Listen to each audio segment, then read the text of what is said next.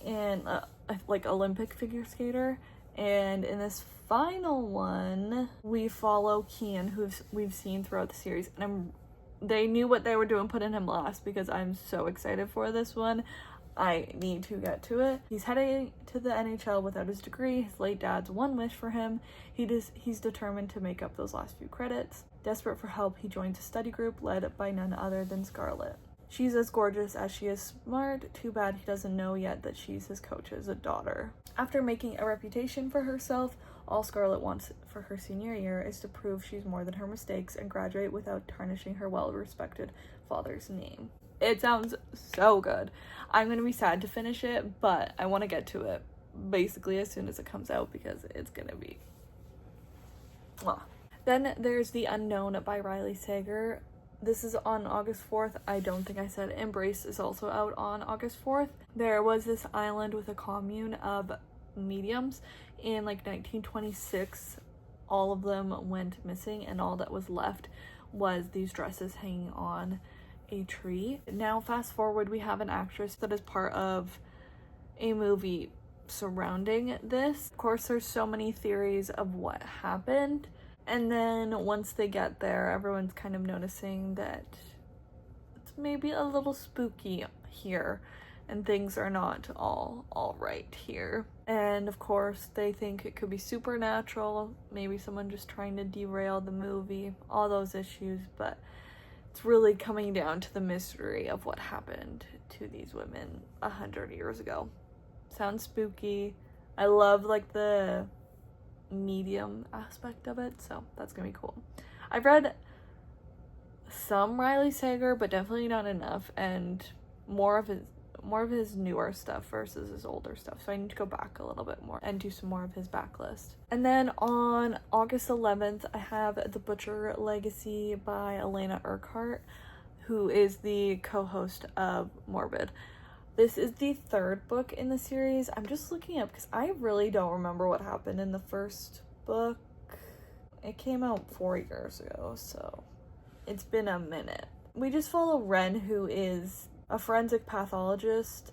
It's really just like a cat and mouse series of her and a serial killer and the crimes in between. I need to read spoilers of what happened in the last 2 books because I don't remember, but I listened to the audiobooks for all of them, and they're really good audiobooks and super quick reads. So if you need a good quick read, I definitely recommend these, and you can catch up on them really quick before we get into the third book. Then I just have 4 books for September, starting with Fae and Alchemy by Callie Hart. This is the third and I think final book in the Quicksilver series. I did not really like the second book, Brimstone. It was so middle of the road for me, so I am excited for this third one, but I really hope it goes back to like the stuff I really liked in the first book. It was just so relationship focused in the second book that it was like kind of boring because we were just seeing the same stuff and like insta-lovey, lust, obsessed with each other. It was a lot, but I have faith that will be a little less in the third book and the finale will be perfect. So that's it. It's on September 7th. On September 8th, which is like kind of weird, I don't know which one's the Tuesday because that's when new books come out, but Burn of the Everflame by Penn Cole supposedly is coming out. I will not bet on it until it happens because I feel like this book has gotten pushed back so many times. It's probably the 8th then for both of them because the 8th is Tuesday. I don't know, September might be just a bunch of sequels because I can't really tell you what they're about. But it's a really good series and I think this one's the final one as well. Yeah, I can't really tell you what happened. And same with this next one. There's one more after this. It isn't a sequel that I can tell you more about, but on September 15th, we have Deadbeat by Leigh Bardugo. I'm so excited for this one. It is in the Alex Stern series, which I don't know. I was not believing that we were gonna get this book for a long time. Ninth House and then Hellbent, and then this one's a Deadbeat. We follow Alex Stern as she comes to, I don't know what it is, Harvard or Yale. She had a hippie mom and then kind of had a really hard time and went through a really traumatic situation, which then led her to get discovered by some certain people and get a full ride to Yale. And she becomes part of this very exclusive group. As the Wizards of Waverly Place would say, she'll discover that everything is not what it seems. I don't know. And then obviously we've went pretty far from that since it'll be the third book, but I'm pumped for this. I don't think I liked Hellbent as much as Ninth House, but I still enjoyed it. Finally, on September 29th, I have Trustfall by Lynn Painter. I believe this is one of her YA romances. I love her YA romances. They're just always so super sweet, and she's definitely an auto buy for me. I actually have not read any of her adult books yet. I have one on hold through Libby right now, but I've only read her YA ones, but those ones are auto buys for sure, and I love the cover. It's just what I need for a fall book. So, do I know what this one's about? Not really, because I just automatically put her on my list. A rags to riches rom-com about a small town girl whose family inherits a fortune and moves to New York City, where she meets a big city boy hiding an explosive secret. Julia is just a small town girl from Nebraska who loves her peaceful life, but when her elderly next door neighbor, who just happens to be a secret multimillionaire, leaves everything to Julia and her family after his passing, Julia is swept away to live in a historic brownstone in New York City and attend an elite private school for the super rich. It should be a dream come true. Wrong. Julia doesn't fit in at her new school. Worse, she's failing. Enter Damien, the mysterious and handsome tutor who will get Julia back on track. Except Damien has a secret. He is the great nephew of a man who left everything to Julia's family. That feels like a spoiler. Damien doesn't buy for a second that the person who was like a father to him would leave his home to strangers, and he's determined to prove it, to uncover the truth. Damien schemes to earn Julia's trust, not an easy task, with Julia unsure about this rich boy with a rebellious personality. But the more time Damien spends with Julia, the more his plan begins to backfire, because he is falling for the enemy and the enemy is falling for him. As Damien and Julia figure out where they belong, can they see past their differences and act on their feelings, or will the trust Damien has worked so hard to get fall apart? Dude, that sounds so good. I definitely did not read the synopsis for that before. That sounds so good, and now I will be counting down the days until I can read it. I fear she's gonna do it again. Yay. This video always gets me so much more excited about these new releases and gets everything on my radar, because sometimes I just forget about that stuff until I hear someone else talking about it at the end of the year when they love it. Then I remember, oh yeah, I wanted to read that. So thank you guys so much for watching. Again, comment down below what's on your anticipated release list, and if you're interested in any of the ones I mentioned today, and I will see you guys in my next one. Bye.